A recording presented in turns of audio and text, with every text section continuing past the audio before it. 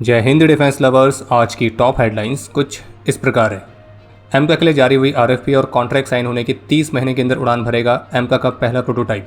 भारतीय नौसेना ने नाकाम किया समुद्री लुटेरों का ऑपरेशन। भारत की जेन टेक्नोलॉजीज ने इंट्रोड्यूस किया भारत का पहला AI powered smart border ecosystem. भारतीय सेना को डिलीवर हुए मोटार्स ड्रॉप करने वाले ड्रोन।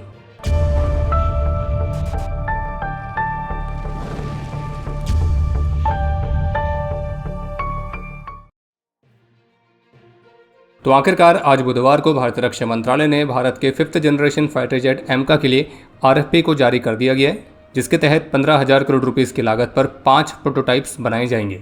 बाकी एमका के टाइमलाइन के बारे में हम पहले भी कई बार कवर कर चुके हैं, लेकिन फिर भी इन केस अगर कोई ऐसा है जिन्हें नहीं पता है तो उनके लिए हम इस बात को दोहरा देते हैं कि जो एमका प्रोग्राम है तो इसमें काम करने के लिए इनिशियली 3 बिडर्स शॉर्टलिस्ट हुए हैं, जिसमें से एक है टाटा एडवांस्ड सिस्टम लिमिटेड जो कि इंडिपेंडेंट तरीके से और एक सिंगल एंटिटी के तौर पर इसे बिड कर रही है। दूसरी है लार्सन एंड टुब्रो जो कि बीईएल और डायनामेटिक टेक्नोलॉजीज लिमिटेड के पार्टनरशिप के साथ इसे बिड कर रही है। और तीसरी है भारत फोर्ज जो कि बीएमएल और डेटा पैटर्न्स के पार्टनरशिप के साथ इसमें बिड कर रही है।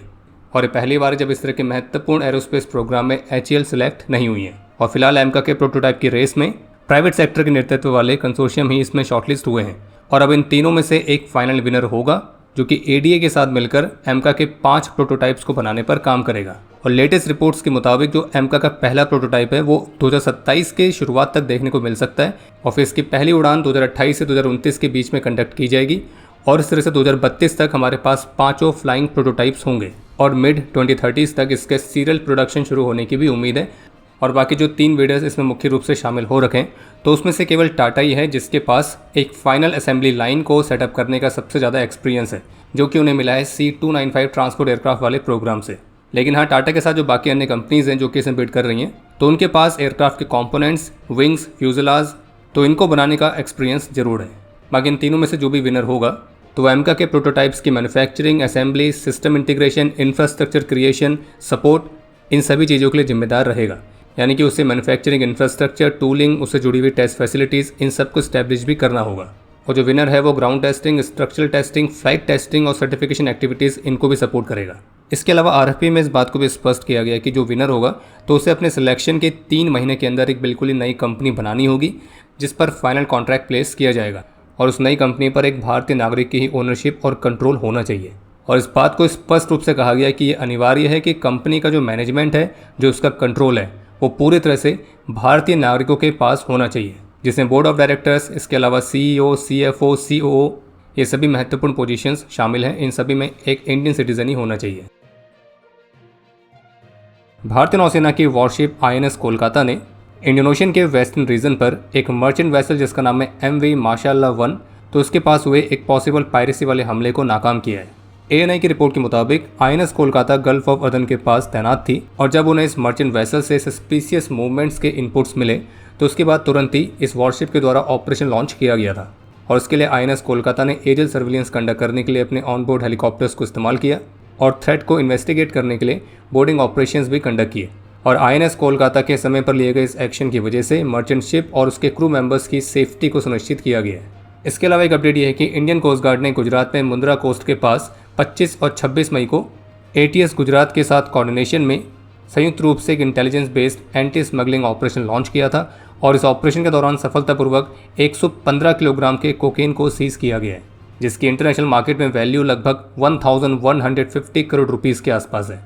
और पिछले 5 सालों में इंडियन कोस्ट गार्ड और ATS द्वारा संयुक्त रूप से कंडक्ट किया गया ये 15वां सफल एंटी नार्कोटिक ऑपरेशन है। इसके अलावा एक और अपडेट है कि भारतीय नौसेना ने फ्यूचर लीडरशिप पाइपलाइन को एक्सपेंड करने के उद्देश्य के साथ इंडियन नेवल एकेडमी में 3 नई कैडेट्स स्क्वाड्रन का उद्घाटन किया है और जो कि इंडियन नेवल एकेडमी के ऑनगोइंग मॉडर्नाइजेशन ड्राइव का हिस्सा है।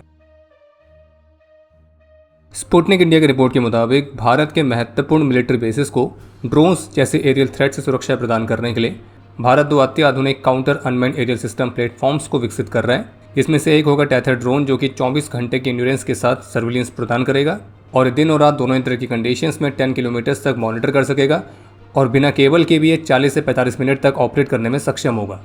वहीं दूसरे अनमैन्ड प्लेटफॉर्म में मल्टीपल सेंसर्स वाले एक ऐसे सिस्टम को विकसित किया जा रहा है जो कि 2000 मीटर की ऊंचाई तक हवा में किसी भी तरह के डिस्टर्बेंस को ट्रैक करेगा और कोई भी एरियल थ्रेट डिटेक्ट होने पर उसके बारे में सूचित करेगा।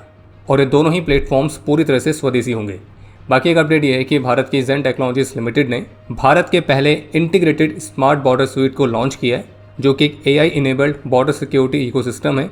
और जैसे कि अभी हाल ही में केंद्रीय गृह मंत्री की तरफ से इस बात की अनाउंसमेंट भी की गई थी कि भारत पाकिस्तान और बांग्लादेश दोनों के ही साथ लगे बॉर्डर्स पर स्मार्ट बॉर्डर परियोजना को लॉन्च करने वाला है, जहां पे एडवांस्ड सर्विलियंस टेक्नोलॉजीज का इस्तेमाल करके इन बॉर्डर्स को अभेद्य बनाया जाएगा ताकि यहाँ से कोई घुसपैठ ना हो सके।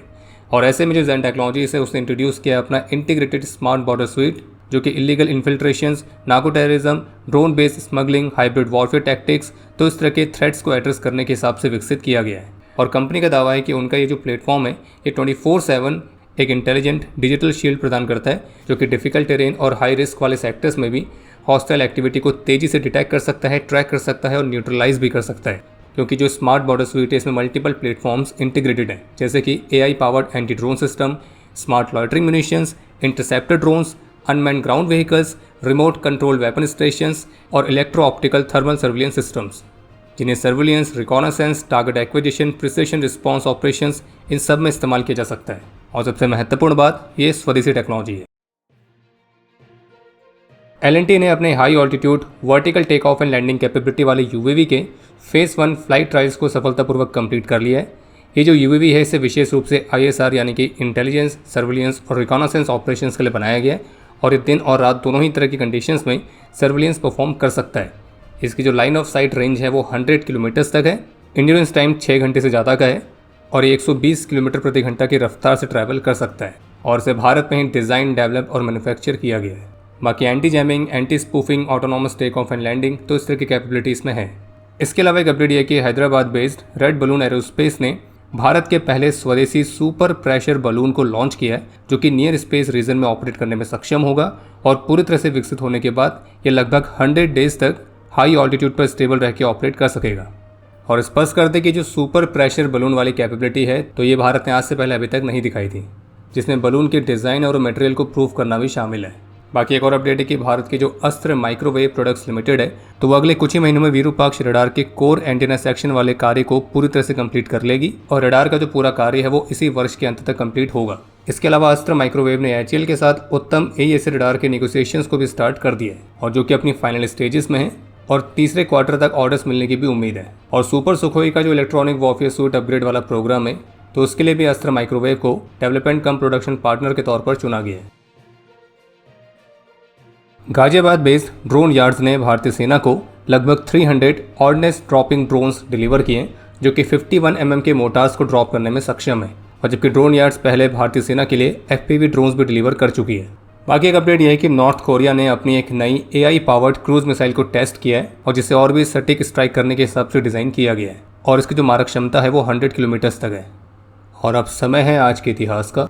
आज के दिन 2016 में जम्मू कश्मीर में एक ऑपरेशन के दौरान अपने अदम्य साहस और वीरता का परिचय देते हुए हवलदार हंगपन दादा वीर गति को प्राप्त हुए थे और इन्हें मरणोपरांत अशोक चक्र से सम्मानित किया गया।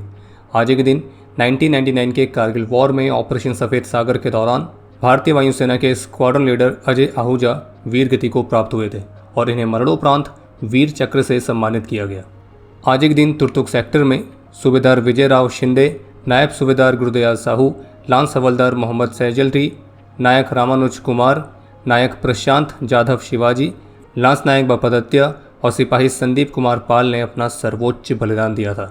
आज के दिन 1967 में 19 असम राइफल्स के नायब सूबेदार मकर जंग लिंबू, 2002 में 25 असम राइफल्स के rifleman Madan Chandra Joshi, rifleman Shakti Singh Rana, rifleman Santosh Kumar ए, राइफलमैन उत्तर बनाई, राइफलमैन संसुअल आलम अहमद, राइफलमैन विजय कुमार, राइफलमैन बालेन चेतिया, राइफलमैन इंद्रजीत दास, राइफलमैन संजय कुमार विश्वास, राइफलमैन सुरेंद्र कुमार और राइफलमैन गोपाल चंद्र मिंज ने अपना सर्वोच्च बलिदान दिया था। और आपके लिए आज का प्रश्न है कि ऑपरेशन सफ़ेद सागर को किसने लीड किया था। और अब समय है आज के टॉप 3 कमेंट्स का, जो ये रहे आपकी स्क्रीन पर।